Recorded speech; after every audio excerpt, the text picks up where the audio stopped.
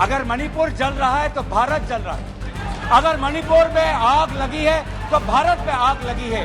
अगर मणिपुर विभाजित हुआ है तो भारत विभाजित हुआ है। तो ये जो घटनाएं मणिपुर में हो रही है, इसको ये हम ना समझे कि उत्तर पूर्वांचल के किसी कोने में हो रहा है, ये भारत में हो रहा है। अध्यक्ष महोदय, मैं सबसे पहले आपका आभार प्रकट करता हूं कि आपने इंडिया अलायंस के इस अविश्वास प्रस्ताव को आपने स्वीकार किया।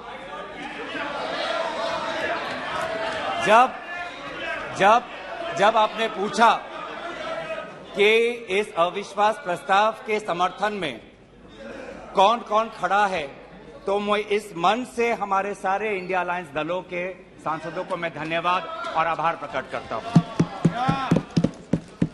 सर, ये अविश्वास प्रस्ताव हमारी मजबूरी है। ये हमारी मजबूरी है कि हम अविश्वास प्रस्ताव हमें लाना पड़ा, क्योंकि ये बात कभी भी संख्या की नहीं थी। ये बात हमेशा इंसाफ की थी, मणिपुर के इंसाफ के लिए। आप पहले प्रस्ताव रख दो। आप पहले सर, प्रस्ताव मैंने आपसे अनुमति मांगा, मैं प्रस्ताव आगे करता हूं। मैंने शुरुआत में उनकी अनुमति मांगी। ये इंसाफ मणिपुर की है, मणिपुर के लिए है। इंसाफ है। मैं पढ़ूं महोदय, मैं निम्नलिखित प्रस्ताव पेश करता हूं कि ये सभा मंत्री परिषद में विश्वास का भाव व्यक्त करती है। सर, अध्यक्ष महोदय, ये अविश्वास प्रस्ताव मणिपुर के लिए हम लाए हैं, इंडिया अलायंस, क्योंकि मणिपुर आज इंसाफ मांगता है। मणिपुर का युवा इंसाफ मांगता है, मणिपुर की बेटी इंसाफ मांगती है, मणिपुर के किसान इंसाफ मांगते हैं, मणिपुर के छात्र इंसाफ मांगते हैं। और मार्टिन लूथर किंग ने कहा है, मार्टिन लूथर किंग ने कहा है कि अगर कहीं भी नाइंसाफी हो तो वो हर जगह के लिए इंसाफ का खतरा बन सकता है। Injustice anywhere is a threat to justice everywhere. तो ये जो घटनाएं मणिपुर में हो रही है, इसको ये हम ना समझे कि उत्तर पूर्वांचल के किसी कोने में हो रहा है, ये भारत में हो रहा है। सर, अगर मणिपुर जल रहा है तो भारत जल रहा है। अगर मणिपुर में आग लगी है तो भारत में आग लगी है। अगर मणिपुर विभाजित हुआ है तो भारत विभाजित हुआ है। तो आज हम सिर्फ मणिपुर की बात नहीं कर रहे, हम भारत की बात कर रहे हैं। सर, हमारी मांग स्पष्ट थी कि देश के मुखिया होने के नाते प्रधानमंत्री सदन में आए, अपनी बात रखे, अपनी संवेदना प्रकट करे और उस पर सारे पार्टी समर्थन दे और मणिपुर को एक संदेश जाए कि इस दुख की घड़ी में पूरा सदन मणिपुर के साथ है, हम मणिपुर में शांति चाहते हैं। यह हमारी अपेक्षा थी, यह हमारी अपेक्षा थी। लेकिन अफसोस की बात है कि ऐसा नहीं हुआ। प्रधानमंत्री महोदय ने एक मौन व्रत लिया कि सदन में ना लोकसभा में कुछ बोलेंगे, ना राज्यसभा में कुछ बोलेंगे। और इसीलिए अध्यक्ष महोदय, ये नौबत आनी पड़ी कि हम अविश्वास प्रस्ताव के द्वारा प्रधानमंत्री मोदी जी का मौन व्रत हम तोड़ना चाहते हैं। सर, साफ साफ 3 सवाल है प्रधानमंत्री महोदय से। सवाल पहला कि आज तक वो मणिपुर क्यों नहीं गए? राहुल जी गए, इंडिया अलायंस के विभिन्न पार्टीज गए, गृह मंत्री जी गए, एमओएस होम गए, पर देश के मुखिया होने के नाते प्रधानमंत्री मोदी जी क्यों नहीं गए? ये है सवाल पहला। सवाल दूसरा कि लगभग 80 दिन क्यों लगे प्रधानमंत्री मोदी जी को मणिपुर पे कुछ बोलने के लिए, और जब बोले तो सिर्फ 30 सेकंड के लिए बोले, और उसके पश्चात आज तक भी प्रधानमंत्री मोदी जी की तरफ से ना कोई संवेदना का शब्द, ना कोई शांति की याचना। मंत्री मंडल बोल रहे हैं कि हम बोलेंगे, हम बोलेंगे। आप बोलें, आपको किसी ने नहीं रोका। लेकिन प्रधानमंत्री मोदी जी एक प्रधानमंत्री होने के नाते उनके शब्दों में जो महत्व है वो किसी मंत्री के शब्दों में नहीं है, माफ कीजिएगा। प्रधानमंत्री मोदी जी अगर प्रधानमंत्री होने के नाते एक शांति की पहल करें, उस कदम में जो ताकत है वो किसी मंत्री या किसी सांसद में वो ताकत नहीं है, एक प्रधानमंत्री होने के नाते। सवाल हमारा तीसरा कि प्रधानमंत्री जी ने आज तक मणिपुर के मुख्यमंत्री को बर्खास्त क्यों नहीं किया? आपने गुजरात में जब निर्वाचन आए, गुजरात में जब आपको अपनी राजनीति करनी थी तो गुजरात में मुख्यमंत्री बदल दिए, एक बार नहीं 2 बार। उत्तराखंड में निर्वाचन आ रहे थे तो उत्तराखंड में 1 बार, 2 बार, 3 बार, 4 बार शायद आपने मुख्यमंत्री बदल किए। त्रिपुरा में निर्वाचन आए तो त्रिपुरा में भी आपने निर्वाचन आपने से पहले आप मुख्यमंत्री को बदला। मणिपुर के मुख्यमंत्री में ऐसा क्या आपने विशेष आपका आशीर्वाद आप दे रहे हैं जिन्होंने खुद कबूल किया है कि आज मेरे कारण एक इंटेलिजेंस फेलियर हुआ है? ये 3 सवाल हैं सर, और शायद इन 3 सवालों का 3 उत्तर भी है। प्रधानमंत्री मोदी जी मणिपुर पर क्यों मौन हैं? शायद उस प्रश्न का उत्तर भी 3 है। पहला उत्तर कि प्रधानमंत्री मोदी जी को कबूल करना पड़ेगा कि उनकी डबल इंजन की सरकार, उनकी सरकार मणिपुर में व्यर्थ हो गई है, विफल हो चुकी है। इसीलिए आज मणिपुर में 150 लोग मरे, लगभग 5000 घर जलाए गए, लगभग 60,000 लोगों आज शिविर में हैं, लगभग 6,500 एफआईआर है। और मुख्यमंत्री, प्रदेश के मुख्यमंत्री होने के नाते जो एक संवाद का वातावरण बनाना चाहिए था, जो एक शांति, अमन और सद्भावना का एक वातावरण जो बनाना चाहिए था, आज उन्होंने सिर्फ मई महीने से नहीं, पिछले 2-3 सालों से ऐसे कुछ भड़काऊ उन्होंने कदम लिए हैं जो आज समाज के बीच में तनाव पैदा हो गया है। आज हम मणिपुर गए हैं, क्या मणिपुर में यह सबसे पहला हिंसा हुआ है? नहीं। क्या उत्तर पूर्वांचल में यह सबसे पहला हिंसा हुआ है? नहीं। इससे पहले भी हुए हैं, मणिपुर में भी हुए हैं। मैं खुद उत्तर पूर्वांचल का हूं, मैं खुद जिम्मेवारी से कहता हूं कि हुए हैं, लेकिन पहली बार, अरे आप में से तो कोई गया भी नहीं, आप क्या जानेंगे? पहले जाओ और फिर हमें परामर्श दो, पहले आप लोग जाओ। सर हम गए और बहुत दुख हुआ कि हमने समाज में 2 वर्गों के बीच ऐसा बंटवारा, समाज के 2 वर्गों के बीच हृदय में इतना आक्रोश, इतना गुस्सा हमने पहले कभी नहीं देखा। हमने पहले कभी भी नहीं देखा कि आज समाज का एक वर्ग दूसरे के प्रति बदले की भाषा का प्रयोग कर रहा है। हमने कभी भी नहीं देखा कि एक प्रदेश में एक ऐसी लकीर खींच दी गई है कि पहाड़ पे एक वर्ग के लोग रहते हैं और वैली में एक वर्ग के लोग रहते हैं। अफसोस की बात है सर कि जो सरकार एक इंडिया की बात करती है, आज उन्होंने 2 मणिपुर आपने बना दिए हैं। आपके राजनीति से 2 मणिपुर आज बन गए। मैं मणिपुर के मुख्यमंत्री को, इस सदन से पूर्व प्रधानमंत्री वाजपेयी जी की राजधर्मों को याद करने के लिए सलाह दूंगा, जिन्होंने कहा कि राजा के लिए, शासक के लिए प्रजा में भेद नहीं हो सकता, ना जन्म के आधार पर, ना जाति के आधार पर, ना समुदाय के आधार पर। सर आज इस माहौल में अगर सबसे ज्यादा पीड़ा किसी को झेलना पड़ा है तो महिलाओं और बच्चों को। हमने देखे हैं वो वायरल वीडियो में, उनका मैं उल्लेख नहीं करना चाहूंगा, उससे सबको पीड़ा हुआ। पर ऐसे मुख्यमंत्री जी ने स्वयं कहे कि ऐसे 100 एफआईआर हैं। हम भी गए हैं सर, इंडिया डेलीगेशन, हमारे संसदीय दल, उस परिवार से हम मिलके आए हैं जिसमें 2 महिलाओं के साथ इतना बुरा व्यवहार हुआ, अत्याचार हुआ। हमने ऐसे भी एक परिवार से मिले जिसमें एक 80 साल की महिला, जो एक स्वतंत्रता संग्रामी की पत्नी थी, उसको घर के अंदर बंद करके जिंदा जला दिया। जो 2 महिला जिसको लेकर आज सुप्रीम कोर्ट तक ये बात गई है, उसमें से एक महिला का पति कारगिल में हमारे देश के लिए हमारी सीमा को सुरक्षा कर रहा था। वो कारगिल का जवान बोल रहा है मैंने देश को बचाया, पर मैं अपने घर और अपने परिवार को नहीं बचा पाया। जब हम उनसे मिलते हैं तो हमको क्या कहें? आप लोग कहते हैं हम फोटो ऑप करने गए थे।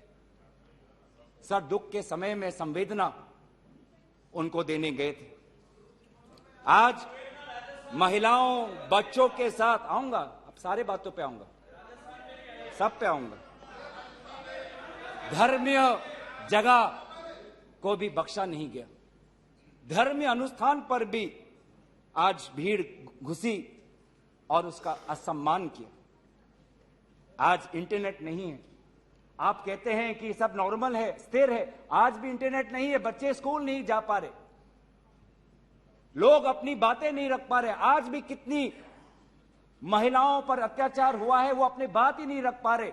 वो तो वीडियो वायरल हो गया, नहीं तो मुझे लगता था कि आज तक प्रधानमंत्री मोदी जी मौन रहते अगर वीडियो वायरल नहीं होता। पर ऐसे हजार से ऐसे अत्याचार हुए। लेकिन वहां के मुख्यमंत्री क्या कहते हैं? अभी ड्रग्स के ऊपर वो बोलते हैं कि ये सब ड्रग्स के लिए हुआ है। अध्यक्ष महोदय, बहुत गंभीर पूर्वक मैं ये बात अपने आपके समक्ष सदन में रख रहा हूं कि मणिपुर के मुख्यमंत्री के कार्यालय से जब एक ड्रग माफिया के बड़े नेता को वहां की पुलिस ने पकड़ा तो मुख्यमंत्री के दफ्तर से फोन गया कि उस ड्रग के माफिया को बचाओ, रिहा करो। और वो ड्रग का माफिया कौन था? वो ड्रग का माफिया आप ही की दल के ऑटोनोमस डिस्ट्रिक्ट काउंसिल के चेयरमैन थे, जो वहां पे जब इटोचा सिंह को पकड़ा गया, लोयांग नांगबंग इटोचा, जब इस व्यक्ति को पकड़ा गया तो मुख्यमंत्री के दफ्तर से फोन गया कि इसको रिहा करो। और ये इटोचा कौन है? वहीं के राज्य सरकार के पीएचई मिनिस्टर सुशील द्रो के भाई हैं। आज ये इन सरकार राज्य में ड्रग्स की बात करते हैं, ड्रग्स के साथ मुख्यमंत्री महोदय के दफ्तर का ताल्लुकात है। ये बात मैं नहीं कर रहा, वो पुलिस अफसर जिनको इनकी राज्य सरकार ने मेडल दिया, वो आज वो बात कर रही है कि ये सरकार ने मुझे मेडल दिया और यही सरकार मुझे ड्रग्स से जुड़े हुए इनके दल के नेताओं को छोड़ने के लिए कह रही है। उन्होंने अपना मेडल वापस कर दिया राज्य सरकार। पॉपी फार्मिंग की बात करते हैं।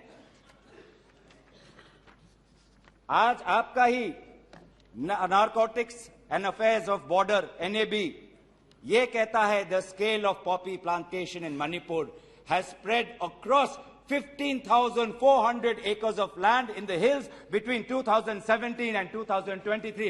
2017 में आपकी सरकार आई थी।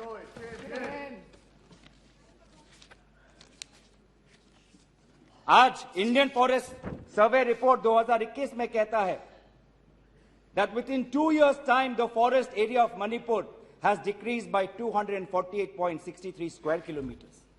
ये आपके सरकार के नजर के सामने वहां के जंगलों को काटा जा रहा है और पॉपी फार्मिंग को बढ़ावा दिया जा रहा है। गृह मंत्री ड्रग्स को लेकर बार बार वक्तव्य देते हैं, लेकिन गृह मंत्री महोदय आपको भी पता है कि पिछले 5-6 सालों में ड्रग्स की ये समस्या कमी नहीं, थमी नहीं, बढ़ती जा रही है। लगभग 2017 में एनसीआरबी का डेटा है 1113 केसेस, 2021 में 3611। तो ड्रग्स की समस्या आज बढ़ती जा रही है।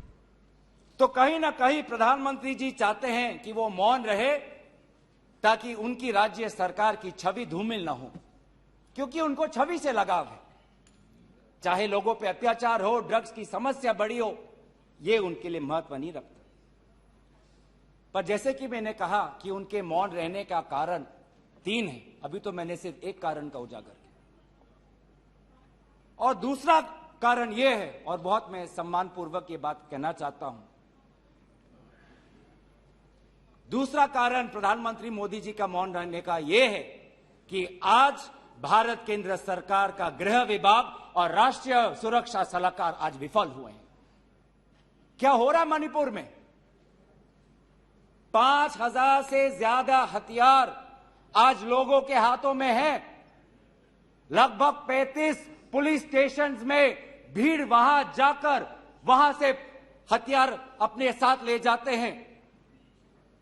कभी आप जितने भी राज्यों का आपने जो उजागर किया है, कभी ऐसी स्थिति देखी है कि 2 महीनों में एक भीड़ पुलिस थाने में जाकर, पुलिस ट्रेनिंग कॉलेज में जाकर वहां पे जो हथियार है वो लेके जाती है? क्या क्या हथियार ले गए हैं? क्या क्या हथियार लूट के ले गए हैं? INSAS rifle, AK-47, light LMG light machine gun, self loading rifle, SMC, mortar, grenade, bullet proof jacket, 6 lakh ammunition, 6 lakh गोलियां आज लोगों के बीच में है। कि ये राष्ट्रीय सुरक्षा का मामला नहीं है? कहां है राष्ट्रीय सुरक्षा सलाहकार? ये जो बंदूक है, ये जो गोलियां हैं, किस पर चलाएंगे? ये गोलियां हमारे भारतीय सेना के नौजवानों पे चलाएंगे। ये गोलियां मणिपुर के पुलिस पर चलाए जाएंगे। ये गोलियां मणिपुर के निहत्थे लोगों पर बरसाए जाएंगे। क्या क्या आपने आज ये जो हथियार है सिर्फ मणिपुर तक सीमित नहीं रहेंगे सर। लगभग ये जो 6 लाख एम्यूनेशन है, गोला बारूद है, AK-47, ये तो युद्ध के हथियार है, ये युद्ध के अस्त्र है। ये सिर्फ मणिपुर तक नहीं सीमित रहेंगे, ये आज उत्तर पूर्वांचल में भारत के अलग अलग जगह में ये हथियार जाएंगे और भारत के समाज को आज अशांति का वातावरण बनाएंगे। तो क्या कर रहे हैं आप? आज दुख की बात है कि अभी मुख्यमंत्री पहले तो समाज पर दोष ठहरा रहे थे, अब मुख्यमंत्री, मणिपुर के मुख्यमंत्री केंद्र सरकार और असम राइफल्स पे आज निशाना साध रहे हैं। आज ही हमें सुनने में मिला कि असम राइफल्स, जिसको जिम्मेवारी दी गई है देश को, लोगों को बचाने के लिए, उनको हटाया जा रहा है। मुख्यमंत्री के घर के जो विधायक हैं, मैं उनका नाम नहीं लूंगा, वो पूछते हैं कि इतने हथियार कहां से आए? क्या कर रही है केंद्रीय शासित सुरक्षा दल? ये असम राइफल्स किसके अनुसार काम करता है? ये असम राइफल्स गृह विभाग के मंत्रालय से इनको निर्देश दिया जाता है। तो एक ऐसी व्यवस्था बन गई है मणिपुर में कि मणिपुर के पुलिस आज असम राइफल्स के जवान पर उंगली उठा रहे हैं, असम राइफल्स के जवान आज मणिपुर के पुलिस पर उंगली उठा रही है। ये बना है 21वीं सदी के भारत में। ऐसे हम समाधान कर रहे हैं पिछले 3 महीनों से। आज सुप्रीम कोर्ट ने जो जांच कमेटी बैठाई, उससे साफ साफ साबित होता है कि सुप्रीम कोर्ट ने भी आज केंद्र सरकार और राज्य सरकार के जो काम है उसको स्वीकार नहीं किया है। आज इसीलिए कमेटी बैठाई गई है। मैं पूछना चाहूंगा कि गृह मंत्री, आपने एक 51 मेंबर्स का कमेटी बैठाया, कितने बार वो कमेटी बैठी? आप 3 दिन थे, आप वहां पे गए, 51 आपने एक पीस कमेटी बैठाई, अच्छी बात है, लेकिन वो कमेटी आज तक असफल रही। गृह मंत्री ने कहा कि मैं 15 दिन बाद में आऊंगा, पर गृह मंत्री 15 दिन हो गए हैं पर मणिपुर में दिखाई नहीं दिए। जब एक suspended insurgency group UKLF, united Kuki liberation front का चेयरमैन SS हाउकेप लीगल बयान में, एफिडेविट में यह बात कहता है कि भाजपा ने 2017 और 2019 के निर्वाचन में एक उग्रपंथी संगठन का उन्होंने सहयोग लिया, एक लीगल एफिडेविट में यह बात लिखा है। यह है इनका राष्ट्रवाद, यह है इनका राष्ट्रवाद। जो राष्ट्रवाद देश की अखंडता को आज सत्य के दांव पे आज भूल चुका है। यह राष्ट्रवाद है कि जो आज देश की अखंडता के साथ खिलवाड़ कर रहा है। आज उत्तर पूर्वांचल में आपके बड़े बड़े जो भी बातें हैं सारे अभी तक नाकाम रहे। एनआरसी की बात करते हैं, आज तक एनआरसी असम में लागू नहीं हुआ। सीएए की बात करते हैं, ऐसा एक माहौल वहां पे हुआ कि पूर्व जापान के प्रधानमंत्री असम नहीं जा पाए। नागा पीस फ्रेमवर्क 8 साल हो गए, अभी तक हमने नहीं देखा कि ये नागा पीस फ्रेमवर्क में हुआ क्या है। गृह मंत्री आज नागा विधायक से अलग से मिलते हैं, मणिपुर के से आए हुए कुकी विधायक से अलग से मिलते हैं। क्यों नहीं आप सबको एक साथ मिलकर बुलाएं और शांति की अपेक्षा करें? ये अलग अलग मीटिंग क्यों? ऐसे उत्तर पूर्वांचल की समस्या नहीं सुलझेगी कि अगर आप समाज, जाति, धर्म के आधार पर बंटवारा करें। आपको साथ में लेना पड़ेगा। पहली बार हम ये देख रहे हैं कि 2 उत्तर पूर्वांचल के राज्य असम और मिजोरम के पुलिस अफसर एक दूसरे पे गोली चला रहे। ये आपकी राष्ट्रीय सुरक्षा की नीति है। इसी बात का उजागर राहुल गांधी जी ने इस सदन में किया था जब उन्होंने आपको चेतावनी दी थी कि आप उत्तर पूर्वांचल के साथ खिलवाड़ कर रहे हो। उत्तर पूर्वांचल हमारे देश का हिस्सा है, इन्होंने कहा था। आज जो तीसरा कारण मैं आना चाहता हूं जिसके कारण प्रधानमंत्री मोदी जी मौन है। पहला, उनकी राज्य सरकार विफल थी। दूसरा, उनका गृह विभाग और राष्ट्रीय सुरक्षा सलाहकार विफल रहे। और तीसरा, प्रधानमंत्री मोदी जी के मौन रहने का कि वो अपनी भूल कबूल करना नहीं चाहते। अगर वो बोले तो कि उनकी चूक हुई है राज्य सरकार से, तो ये भूल वो कभी जनता के सामने कबूल नहीं करना चाहते, मौन रहना पसंद करते हैं। और ये पहली बार नहीं हुआ है। ये पहली बार नहीं हुआ है जब भारत के स्वर्ण पदक लाने वाले कुश्ती के महिला खिलाड़ी जब सड़क पे जब विरोध कर रहे थे तो प्रधानमंत्री मौन थे। जब 750 किसान आंदोलन पे उनकी जीवन गई, बलिदान दिया, शहीद हुए तो प्रधानमंत्री मौन थे। जब 2020 में दिल्ली में रायट्स हुए, दंगे हुए, पर विदेश के एक सरकार के नेता आए थे, उस समय भी प्रधानमंत्री मौन थे। जब अडानी पर इसी सदन में राहुल गांधी जी ने प्रधानमंत्री मोदी जी से सवाल किया कि कितने बार अडानी जी एक विशेष कंपनी को प्रधानमंत्री के साथ जाने पर उनको सुविधा हुआ, तो प्रधानमंत्री मोदी जी मौन थे। जब हम बार बार पूछते हैं,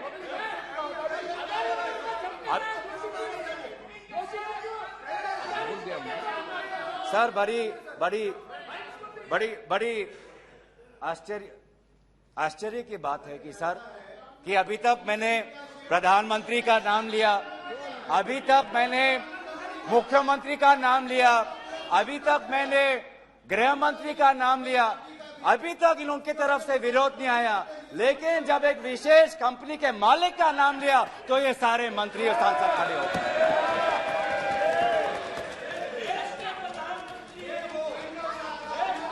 किसकी सरकार है सर? ये किसकी सरकार है? जब चीन पर हमने सवाल किया, चीन पर आप पूछे, मैं चीन पर आता हूं। जब चीन पर हमने सवाल किया कि चीन हमारे सीमा के अंदर कितने किलोमीटर पर है, तो प्रधानमंत्री मोदी जी मौन रहे। प्रधानमंत्री मोदी जी ने G20 के बाली समिट में प्रेसिडेंट शी जिनपिंग के साथ क्या बातचीत की, उनके विदेश मंत्रालय ने इसको छुपाने की कोशिश की।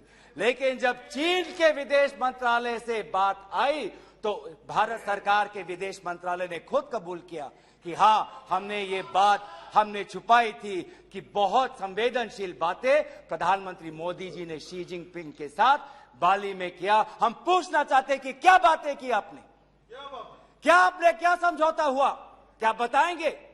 विदेश मंत्री ने कुछ दिन पहले हम सबके समक्ष एक स्टेटमेंट रखा, पर उस स्टेटमेंट पर भी बाली में प्रधानमंत्री मोदी जी और प्रेसिडेंट राष्ट्रपति शी जिनपिंग के बीच में क्या बात हुई, इन्होंने उजागर नहीं किया। आप चीन की बात करते हैं, आप चीन की बात करते हैं, तो प्रधानमंत्री मोदी जी जब जम्मू कश्मीर के पूर्व राज्यपाल ने कहा कि उन्होंने प्रधानमंत्री को फोन किया था, तो पूर्व ये राज्यपाल ने क्या कहा कि उनको चुप रहने का सलाह उनको मिला। प्रधानमंत्री मोदी जी मौन रहे। जब पूर्व एक राज्यपाल ने कहा कि हमने सुरक्षा मांगी थी हमारे पुलवामा के जवानों के लिए, लेकिन हमको कोई सुरक्षा नहीं मिली, जब ऐसा गंभीर बात एक पूर्व राज्यपाल, आपकी ही चुनी हुई राज्यपाल ने रखा, तो प्रधानमंत्री मोदी जी मौन रहे। जब कोविड में सेकेंड वेव में लोग के सांसों में, फाफड़ों में ऑक्सीजन नहीं था, तब प्रधानमंत्री पश्चिम बंगाल में वोट मांग रहे थे। जब मणिपुर में महिलाओं पर अत्याचार हो रहा था, तो प्रधानमंत्री जी कर्नाटक में वोट मांग रहे थे। ये कैसा राष्ट्रवाद है? यह कैसा राष्ट्रवाद है जो देश से ऊपर अपने सत्ता को ज्यादा महत्व देता है? इस देश के इतिहास में हमने दूसरे प्रधानमंत्री भी देखे हैं। हमने ऐसे भी प्रधानमंत्री देखे हैं जिन्होंने उत्तर पूर्वांचल और भारत की संवेदना को समझा। मैं उदाहरण देना चाहता हूं। जब असम में हमारा असम अकॉर्ड हुआ 1985 में, तो असम में हमारी कांग्रेस की सरकार थी, लेकिन शांति के पहल के लिए उस समय के पूर्व प्रधानमंत्री राजीव गांधी जी ने कहा कि कांग्रेस की सरकार बर्खास्त होनी चाहिए, हम एक निर्वाचन लाना चाहते हैं ताकि शांति आगे बढ़े। ये हमारा राष्ट्रवाद है कि दल से ऊपर हमारा देश, ये हमारा राष्ट्रवाद है। जब मीजो अकॉर्ड हुआ, सुन लीजिए, सुनने का धैर्य रखिए। जब मीजो अकॉर्ड हुआ 1986 में, तो मिजोरम में हमारी सरकार थी, लेकिन राजीव गांधी जी ने लालडेंगा जी के साथ समझौता करके मीजो अकॉर्ड उन्होंने स्थापना किया 1986 में, और वहां के पू लालडेंगा जी मिजोरम के इंटरिम गवर्नमेंट के मुख्यमंत्री बने। और निर्वाचन यह है कि हमें सत्ता नहीं, हमें शांति चाहिए उत्तर पूर्वांचल में। अगर सत्ता खोनी पड़ी, दल का बलिदान देना पड़ा, तो उत्तर पूर्वांचल और देश की अखंडता के लिए हम वो बलिदान देने के लिए तैयार हैं। सोनिया जी को याद होगा, जब मीजो अकॉर्ड हुआ उसके अगले ही दिन राजीव गांधी जी और सोनिया जी मिजोरम गए थे, आइजवाल गए थे, और जगह जगह पर लोगों ने इन दोनों का स्वागत किया और उन्होंने कहा, स्वागत राजीव गांधी जी, वेलकम राजीव गांधी जी, आप शांति के प्रतीक हो। ऐसा पहल प्रधानमंत्री मोदी जी मणिपुर में क्यों नहीं करते? हम उनका समर्थन करेंगे, हम उनका समर्थन करेंगे। इस सदन में जब 2012 में असम में कोकराझार में जब हिंसा हुआ, तो इस सदन में, लोकसभा में, राज्यसभा में हमारे पहले प्रधानमंत्री डॉक्टर मनमोहन सिंह जी ने इस सदन में उन्होंने बात रखी। जब कोकराझार में जब हिंसा हुआ, तो उसके 7 दिन बाद प्रधानमंत्री मनमोहन सिंह जी वहां पर गए और उन्होंने कहा, क्या कहा? उन्होंने कहा असम में जाकर, we are one people, we are one nation, we must live together as such, we must restore peace and calm throughout the area. ऐसी बातें प्रधानमंत्री मोदी जी क्यों नहीं करते? चलिए मेरे दल का नहीं, मैं आपके दल का उदाहरण देता हूं। जब 2002 में गुजरात में जब दंगे हुए, तो उस समय के प्रधानमंत्री वाजपेयी जी गुजरात गए थे, शाह आलम के वो रेफ्यूजी कैंप में गए थे। तो सीधा सर, मैं प्रधानमंत्री जी से 3 में हमारी याचना है। 3 हमारे याचना है। याचना 1 कि वो सदन में आकर अपनी बात रखे, लोकसभा में आए और राज्यसभा में भी जाएं, लोकसभा में भी आए और राज्यसभा में भी जाए। हमारी याचना दूसरा कि वो मणिपुर जाए और पूरे पार्टी को लेके जाए। ये बात हमने सदन के प्रारंभ होने से भी पहले कहा था कि अगर प्रधानमंत्री पूरा मणिपुर को में एक ऑल पार्टी डेलीगेशन लेके जाएंगे तो हम सब उसमें शामिल होंगे।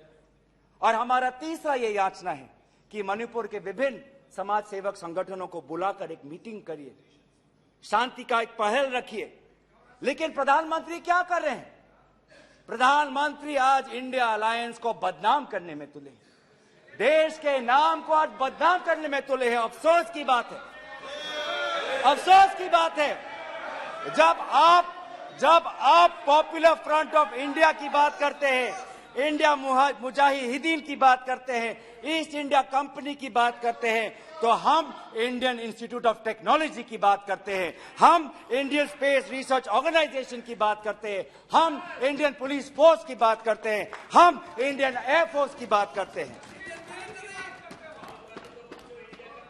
आप जब इंडिया को बदनाम करते हैं तो हमें तो भारत का तिरंगा दिखता है, जहां पे गेरुआ है, सफेद है, हरा है और बीच में अशोक का चक्र है।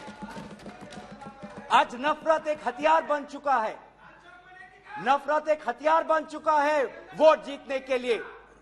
वो चाहे मणिपुर में हो, वो चाहे हरियाणा में हो, वो चाहे कर्नाटक में हो, वो चाहे मध्य प्रदेश में हो। आप जितना भी नफरत फैलाएं, आप जितना भी नफरत फैलाएं, हमने राहुल जी के नेतृत्व में भारत जोड़ो यात्रा किया है। आपके नफरत के बाजार में हम जगह जगह पे मोहब्बत का दुकान खोलेंगे। हम संविधान की सुरक्षा करेंगे। Our constitution that talks about equality, liberty, justice, fraternity, हम इस संविधान के आदर्शों की हम सुरक्षा करेंगे। आप पूंजीपतियों का विकास चाहते हैं, सबका विकास कहते हैं, लेकिन करते हैं पूंजीपतियों का विकास, और वो भी सिर्फ 6 पूंजीपतियों का। आज भारत में एक ऐसा हमने व्यवस्था देखा है कि 6 कंपनियों के पास आज 25% पोर्ट है, 45% सीमेंट प्रोडक्शन है, 33% स्टील प्रोडक्शन है, 60% टेलीकॉम प्रोडक्शन है, 45% कोल प्रोडक्शन है। ये है आपका विकास का मॉडल, ये है आपका विकास का मॉडल। मैं उस कंपनी का नाम नहीं लूंगा जिससे आप उत्तेजित हो जाते हैं, लेकिन दूसरे कंपनी को तो नाम ले सकता हूं। ये कैसा प्रक्रिया है सर? ये कैसा कॉम्पिटिटिव इकोनॉमी बना रहे हैं? जब अप्रैल 2030 में श्री सीमेंट संघी इंडस्ट्रीज को खरीदना चाहता है, तो जून में ही श्री सीमेंट पर आईटी का डिपार्टमेंट का रेड होता है, और जुलाई 2023 में श्री सीमेंट एक्विजिशन से बाहर निकलता है, और अगस्त में अडानी का अंबुजा सीमेंट संघी इंडस्ट्री को खरीदता है। ये इकोनॉमी बना रहे हैं, ऐसा इकोनॉमी आप बनाएंगे? हम चाहते हैं पूंजीपतियों का विकास नहीं, हम चाहते हैं कि किसान का विकास हो जिससे राहुल जी मिले हैं। हम चाहते हैं वो मैकेनिक का विकास हो जिससे राहुल जी मिले हैं। हम चाहते हैं वो फैक्ट्री वर्कर का विकास हो जिससे हमारे पास आते हैं वो स्मॉल बिजनेस, वो ट्रेडर्स जो हमारे पास आते हैं, हम उनका विकास चाहते हैं। आप गरीबों की बात करते हैं, आपने गरीबों के साथ विश्वासघात किया है। आज टमाटर 2050 केजी में, पेट्रोल 102 लीटर का, एलपीजी 1200 रुपए सिलेंडर का, मिल्क आज दूध के दाम पे। आपको इकोनॉमी की बात करते हैं, लार्जेस्ट फास्टेस्ट ग्रोइंग इकोनॉमी की बात करते हैं, जाइए ये भाषा उस आजाद मंडी के उस आदमी के सामने वो रखिए जिसके आंसू आज पूरे देश ने देखा है, जो कहता है रो रो के कि मेरे पास पैसा नहीं है। ये जीडीपी और फास्टेस्ट ग्रोइंग इकोनॉमी की बातें उनको समझाइएगा। आजादपुर मंडी में राहुल जी गए, आप किसान की बात करते हैं, आपके डेटा में आज हमको मिला है कि लगभग 10,000 किसानों ने आत्महत्या कर दी है, जिसमें से किसान है, श्रमिक है, कल्टीवेटर्स है। ये है पार्लियामेंट में आज उत्तर आता है कि एमजीएनरेगा में 5 करोड़ लोगों को आज एमजीएनरेगा से बाहर कर दिया है। ये आपका विकास है? तो सर ये आप गरीबों पे विश्वासघात करिए, हम राजस्थान की तरह देश में महंगाई में हम राहत लाएंगे। आप आदिवासियों में अत्याचार करें, हम आदिवासी छात्र, महिलाओं और एनजीओ के साथ हम भारत को हम जोड़ेंगे और इंडिया को जिताएंगे। India that is a union of states we will protect and we will win. जो 2024 में भारत जीतेगा, इंडिया जीतेगा, इनका अहंकार मत करिए। इन्हीं बातों के साथ मैं अपना प्रस्ताव यहीं पे रखता हूं। धन्यवाद। निशिकांत दुबे